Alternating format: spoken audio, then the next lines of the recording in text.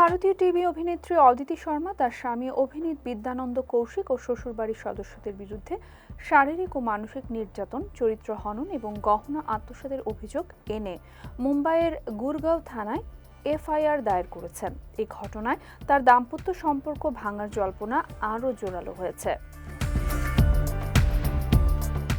পুলিশকে দেওয়া অভিযোগে অদিতি জানান, 2021 সালের জুনে একটি অভিনয় কর্মশালায় অভিনেতার সঙ্গে তার পরিচয় হয়। সেখান থেকে বন্ধুত্ব, পরে প্রেমের সম্পর্ক গড়ে ওঠে। 2024 সালের সেপ্টেম্বরে তারা একসঙ্গে থাকতে শুরু করেন এবং একই বছরের 12 নভেম্বর দুই পরিবারের সম্মতিতে বিয়ে করেন।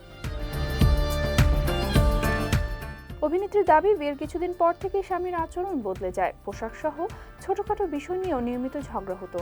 তিনি অভিযোগ করেন, সংসারের খরচে সহযোগিতা না করে উল্টো তার কাছ থেকে নিয়মিত টাকা নেওয়া হতো। কফি খাওয়া নিয়ে তুচ্ছ একটি বিষয়কে কেন্দ্র করে তাকে গালিগালাজ ও শারীরিকভাবে লাঞ্ছিত করা হয় বলেও অভিযোগে উল্লেখ করেছেন।